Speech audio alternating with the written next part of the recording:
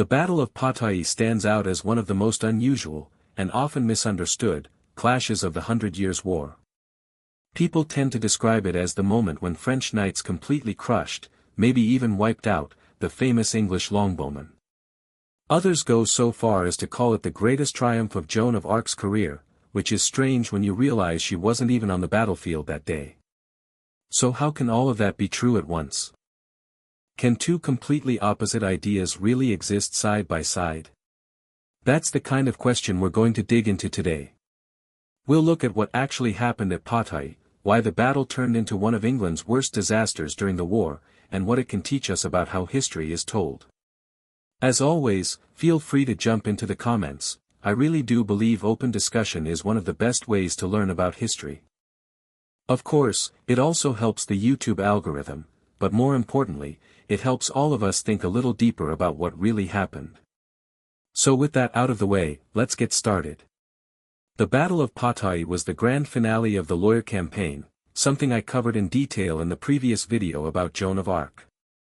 If you haven't seen that one, I recommend checking it out for a more complete picture. But to give a quick recap, the lawyer campaign was a brilliant strategic move for the French. By capturing the fortresses of Jargeau, Meung, and Beaugency, they secured their victory at Orleans. Those wins gave them control over key river crossings and made sure the English couldn't easily re-establish their siege. On top of that, the French managed to capture the Earl of Suffolk and seize most of his artillery, a serious loss that would cost the English both time and money to replace. Naturally, this put England's leadership in a panic. The Duke of Bedford, who was serving as England's regent in France, quickly ordered Sir John Fastolf to march from Paris with a relief army. Now, before we talk about what happened at Patay itself, it's worth taking a closer look at the makeup of that relief force. A lot of sources, including some modern ones, claim that it was a typical English army packed with longbowmen. Personally, I find that hard to believe. At the time, the main English effort had already been concentrated around Orleans, the same army the French had just beaten. The force coming from Paris wasn't a regular army, it was thrown together in a hurry, more of an emergency response than anything else. I haven't been able to find any records showing that a large, well-equipped English army had been sent over in time for Patay, and the English were usually pretty good about keeping their records straight. So if this was supposed to be a classic English field army full of longbowmen, where exactly did they come from? That's why I doubt there were as many of them as usual. Everything about this force suggests it was a last-minute collection of troops, likely drawn from garrisons, and maybe even including local French and Burgundian lords with their own men. Those groups rarely used longbows in large numbers. In fact, longbowmen weren't common in castle garrisons anyway, the weapon just wasn't suited for shooting from behind battlements. In my view, most of the longbowmen who did fight at Patay were probably survivors from the forces of Lord Talbot and Lord Scales, the same men who had endured the long, punishing siege at Orleans. They had faced months of grinding pressure, a sudden reversal, a chaotic retreat up the Loire, and then the crushing news that Jargeau had fallen and the Earl of Suffolk had been taken prisoner. It's fair to assume their morale wasn't exactly high at that point. And to make matters worse for the English, command wasn't clearly defined. It's important to remember that in the Middle Ages, military command didn't work the way it does in modern armies. There wasn't always a strict chain of command. Even when there was an overall commander, he usually had to rely on persuasion, bargaining, or outright threats to get his subordinates to follow orders. That's hardly a formula for unity or success in battle. We talked about this same issue in our last video on Joan of Arc, how disorganization affected the French, and at Patay, the English faced a similar problem. Historians often credit Talbot as the commander, but the truth is murky. There's actually strong evidence suggesting that Fastolf was the one officially in charge. Traditionally, leading the vanguard was considered a place of honor, usually reserved for the army's second or even third in command. At Patay, most historians agree that Talbot led the vanguard while Fastolf commanded the main body. That arrangement suggests Fastolf was the senior officer, with Talbot serving as his second. Meanwhile, the French were riding an incredible wave of confidence. They had broken the siege of Orleans, captured Jargeau, and forced the surrender at Beaugency, a string of victories they hadn't seen in generations. And at the heart of it all was their unlikely leader, Joan of Arc. Now, despite what some writers might say, Joan wasn't the formal commander of the French army. Contemporary records make it pretty clear that the Duke of Alençon held that official position. But the thing about Joan is, she didn't need a title to lead. Her influence went far beyond any rank or chain of command. As I mentioned in the last video, Joan's almost mythical reputation, seen by many as something between a saint and a symbol of divine favor, gave her the rare ability to unite people who normally wouldn't get along. She bridged gaps between nobles, soldiers, and commoners alike. On top of that, her presence alone inspired the troops in a way no one else could. In modern terms, she was a force multiplier. Her banner fluttering over the battlefield could raise morale like nothing else, kind of like how, centuries later, Napoleon's hat was said to be worth 10,000 men. The fact that Joan pulled this off without being a noble, a seasoned commander, or even the official leader makes her story all the more remarkable, at least in my eyes. I'm curious what you think. Do you agree, or do you see it differently? Let me know down in the comments. What we do know from accounts like Alençon is that Joan was one of the strongest voices pushing for an immediate pursuit of the retreating English. She's famously remembered for saying, "You have spurs, use them." Her way of urging the commanders to get moving and press the advantage. It's likely she wasn't alone in this mindset. French leaders like La Hire and Saint Croix, both fiery personalities known for leading from the front, probably joined her in calling for an aggressive chase. Even with that fast pursuit, though, it was actually the English who ended up choosing the battlefield, a situation that usually worked in their favor. Most historians think the engagement took place along the Chemin de Blois, near the shallow Retrieve River. The exact spot is still debated, but that area would have matched the English preference for slightly elevated ground and natural barriers like rivers or ridges. Those features alone, though, weren't enough to stop French cavalry. To protect themselves, the English relied on sharpened wooden stakes called chevaux de frise, a classic anti-cavalry defense. The problem was, setting them up took time. So, to buy themselves that time, the English sent out a detachment of archers under Lord Talbot to hold a patch of woods ahead of the main force. We don't know the exact spot, but it was probably somewhere along the road from Beaugency, the route the French would have been taking. A lot of accounts call this move an ambush, but personally, I think that's overstating it. It feels more like a screening or delaying action, a small force meant to slow down the French long enough for the rest of the army to get into position. Unfortunately for the English, that plan fell apart pretty quickly. In the traditional version of the story, French scouts startled a stag that bolted straight into the woods, right through the English archers' hiding spot. The startled longbowman supposedly gave a loud hunting cry in response. Over time, that moment has been turned into kind of a joke. People like to say the English were more interested in chasing deer than fighting, or that they were so undisciplined they couldn't keep quiet. Maybe there's some truth in that, but there's also another, more practical explanation. A deer bursting through your lines could easily look like a mounted enemy scout or even a small cavalry charge. It's entirely possible the archers shouted to signal their comrades that it was just a deer, not the enemy, without realizing that the actual French cavalry was right nearby. Remember, this was a time when drums, horns, and shouts were used as field signals. Miscommunication wasn't uncommon. Either way, that shout gave away their position. Now the French knew exactly where the longbowmen were hiding. La Hire, Saint Pierre, and Hugh Kennedy didn't waste any time waiting for the main force. They quickly mounted up and charged straight at the would-be ambushers. It doesn't seem like this was the full French vanguard, probably just a few hundred men-at-arms, likely scouts or advance riders. But that was enough, since it also appears the English archers weren't particularly numerous. Because of either the rush to redeploy or simple overconfidence in the cover provided by the trees, the English longbowmen never took the time to fortify their position. They didn't drive in stakes, set up barricades, or prepare any sort of proper defense. The French cavalry came crashing in before they could react, catching them completely off guard and driving them out of the woods in disarray.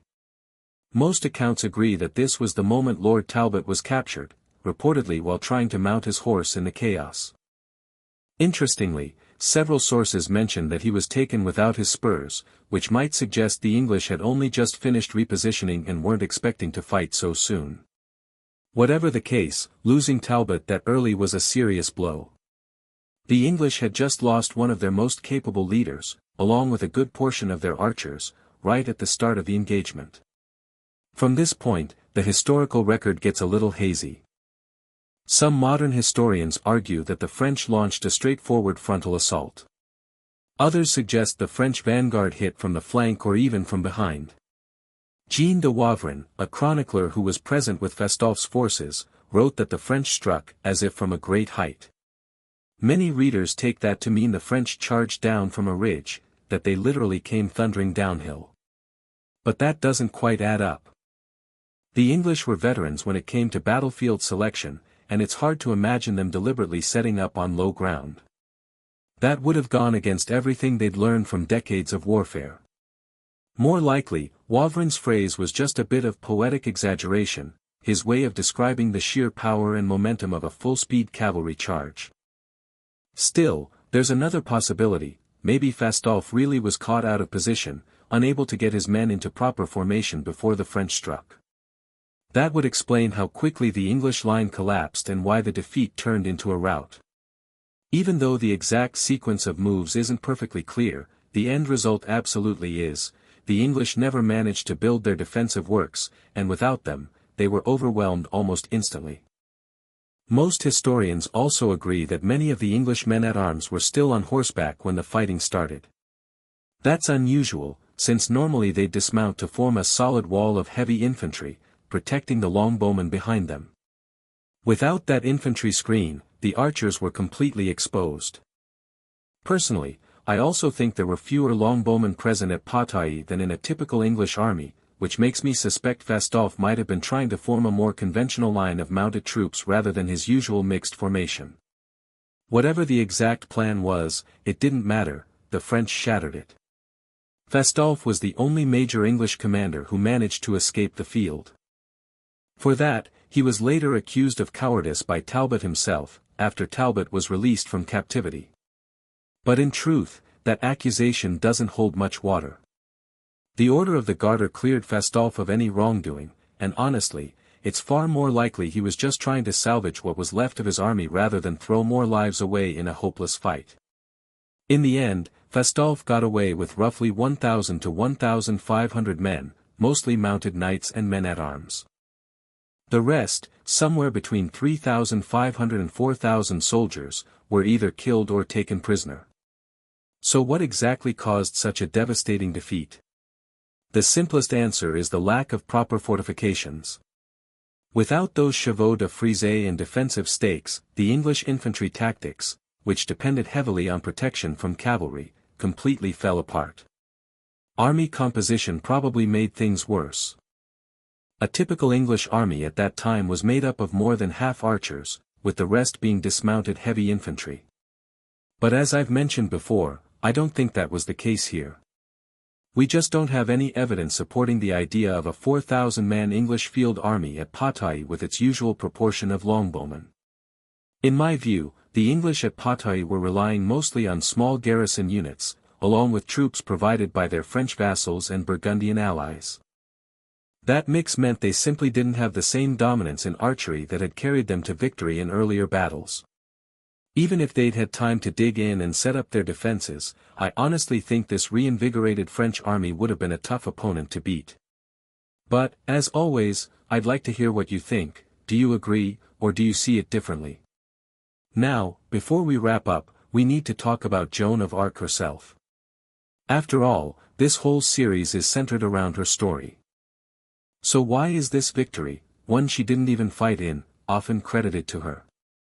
Remember how I mentioned earlier that sometimes two seemingly opposite things can both be true? That applies here perfectly. On one hand, it's very clear that Joan wasn't on the battlefield during the fight at Patay.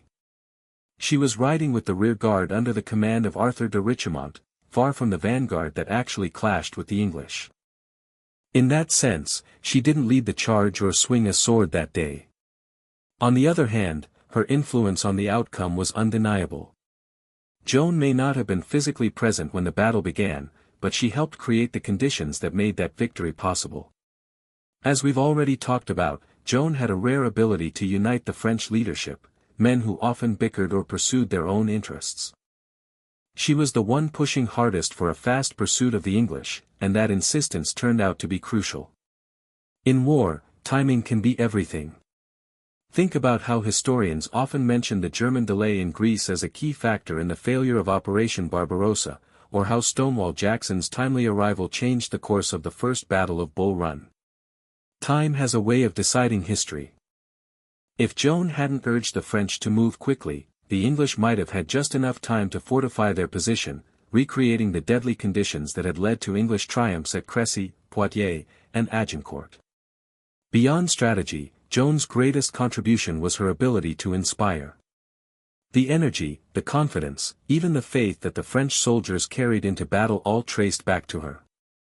She had led them through the lifting of the siege of Orleans and the capture of Jargeau, suffering wounds along the way but always returning to fight again. To the men who followed her, that seemed nothing short of miraculous. It made them believe she was chosen by God. That sense of divine favor changed everything. The French went into Patay not as desperate men trying to survive, but as believers, convinced that victory was theirs to claim. And that confidence made all the difference. This time, their attack wasn't reckless or chaotic, like at Agincourt or Crécy. It was measured, purposeful, and based on opportunity. They fought because they knew they could win, and they did. The victory at Patay was far more than just another battlefield success. It marked a turning point, the moment France rediscovered its belief in itself. This was the last true English field army in France, and though England scrambled to raise another, it took time. That delay opened the door for Joan's next great mission, the march to Reims, where the Dauphin would be crowned King Charles VII. That coronation, more than any single victory, changed the course of the war. It gave France not only a king but also legitimacy, political, moral, and spiritual. In many ways, that was Joan's greatest triumph of all. But that's a story for another time. As for Patay, it wasn't just a battle. It was the moment when France remembered how to win. If you learned something new from this discussion, let me know in the comments below. I'd love to hear your thoughts. And as always, take care, and I'll see you in the next one.